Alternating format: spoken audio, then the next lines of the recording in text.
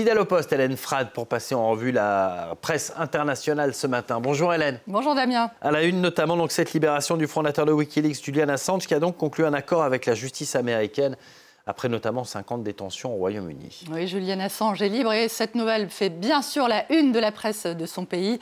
The Australian salue cette libération et estime que le fondateur de Wikileaks devrait à présent être récompensé pour service rendu à la vérité.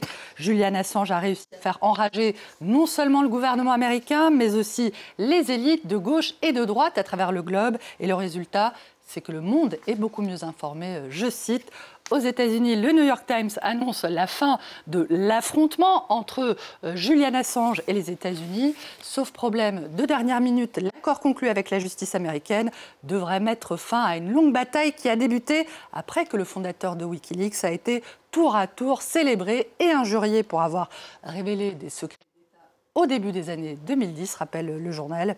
Un combat judiciaire de 14 ans qui est qualifié par le quotidien américain The Washington Post de drame tentaculaire, un drame qui a impliqué les gouvernements des États-Unis, de la Grande-Bretagne, de la Suède, de l'Équateur et de l'Australie, qui a soulevé, je cite, sans y répondre, des questions vitales, cruciales sur ce que signifie être un lanceur d'alerte, un journaliste et un éditeur.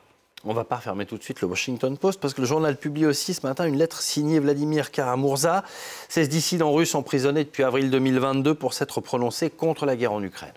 Malgré son placement à l'isolement dans une prison de sécurité maximum de Sibérie, l'opposant au Kremlin a réussi, Damien, à faire passer un message où il martèle qu'il est absolument innocent, qu'il rejette les accusations de trahison portées à son encontre. La définition de Poutine de ce qu'est un agent étranger concerne en réalité quiconque s'oppose à lui, dénonce Vladimir Kara-Murza, en rappelant que des millions de personnes ont été envoyées au goulag ou à la mort à cause de cette étiquette durant la période de la Grande Terreur de Joseph Staline. Hélène, on en vient à la France. La campagne pour les législatives anticipées qui se poursuit avec la présentation hier des grandes lignes du programme du Rassemblement national. Et les propositions économiques présentées hier par Jordan Bardella, Damien, sont étriées ce matin par les quotidiens français. Pour les Échos, le RN ne lève pas le doute sur son projet économique, dont le chiffrage est qualifié d'embryonnaire par le quotidien économique. Libération vilipende d'un programme 100% pur leurre, avec des mesures qui restent floues, irréalistes, voire parfois illégales, et qui restent en tout cas portées par de nombreux candidats racistes, antisémites et complotiste, je cite toujours. Le Monde observe de son côté que le programme économique du RN s'inspire de plus en plus de la politique de l'offre menée par un certain Emmanuel Macron depuis 2017. Une stratégie, dit le journal, pour séduire l'électorat centriste et d'autant plus facile à mener que le parti n'est pas attendu par sa base sur ces questions économiques, mais plutôt, on le sait, sur l'immigration et la sécurité. Et dans ce domaine, d'ailleurs, le RN reste fidèle à son ADN. Et la Croix note que si le RN semble en effet évoluer sur de nombreux sujets, il continue de placer cette question de la préférence nationale et de la lutte contre l'immigration au centre de ses propositions. Si le président du RN, on l'entend, claironne sa préférence pour les Français dits de souche, il est plus discret en revanche, Damien, sur ses origines algériennes. C'est à lire ce matin avec cette enquête de Jeune Afrique. Le magazine a enquêté donc sur ses origines algériennes et d'après Jeune Afrique, l'arrière-grand-père de Jordan Bardella était un travailleur immigré algérien originaire de Kabylie qui s'est installé en France au début des années 30 dans la région lyonnaise. Voilà, et ce reportage d'ailleurs va dans ce village en particulier. Ce RN de Jordan Bardella que le camp présidentiel renvoie dos à dos avec la France insoumise de Jean-Luc Mélenchon. Dans un entretien au Figaro, le Premier ministre Gabriel Attal se dit inquiet, je le cite, d'un risque de grande déchirure entre le RN et LFI. Un discours, on le sait, dans la droite ligne des propos d'Emmanuel Macron, qui assure, je le cite, que les deux extrêmes vont mener le pays à la guerre civile.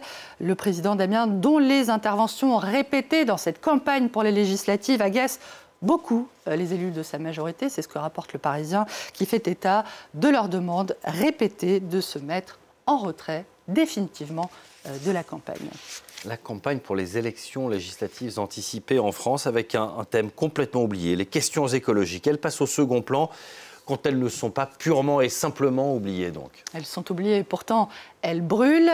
Nos confrères de France Info font état, Damien, d'une étude qui a été publiée hier qui indique que les feux de forêt extrêmes ont doublé en 20 ans dans le monde à cause du réchauffement climatique.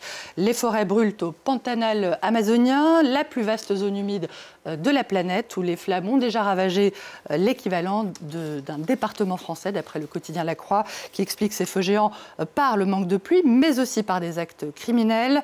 Les forêts brûlent aussi à Madagascar, où près de 80 000 hectares se sont évaporés en 2023 et où une course contre la montre s'est engagée pour tenter de préserver ces magnifiques baobabs, notamment, qui sont menacés par la transformation en culture sur brûlis au charbon de bois par des populations rurales qui n'ont toujours pas accès à l'énergie. Hélène, on ne se quitte pas là-dessus? Toujours à la rubrique réchauffement climatique, dans un registre nettement moins dramatique. Toutefois, le Washington Post, à nouveau, qui rapporte que cette sculpture d'Abraham Lincoln, enfin ce qu'il en reste, et qui était exposée dans la capitale fédérale, a été victime, elle aussi, de la vague de chaleur dans la région. La statue a fondu, vous le voyez, au point qu'il ne reste plus que le torse et les jambes de feu le président américain. Il se retrouve en quelque sorte décapité, c'est assez symbolique et morbide. De ce fait, pour vous égayer un peu, je vous propose de regarder Le Parisien. Rien de tel, n'est-ce pas, qu'un petit, ou plutôt un très long morceau d'accordéon. D'après le journal, Christelle de Franceschi, que vous voyez ici derrière moi, une accordéoniste du nord de la France, a battu son propre record du monde. Et elle est entrée dans le livre des records en jouant pendant plus de 80 heures d'affilée. Ça s'est passé le week-end dernier. Chauffe Christelle, chauffe Aurélie. Vous n'avez pas d'extrait Jacques Brel. Non, on n'a pas d'extrait, hélas. Oh, c'est dommage. 80 heures d'accordéon. Merci beaucoup, Hélène Frade. Il n'y a que vous pour en parler. Et merci à vous qui avez choisi France 24. On se retrouve dans un instant. 4 minutes pour un nouveau journal. À tout de suite.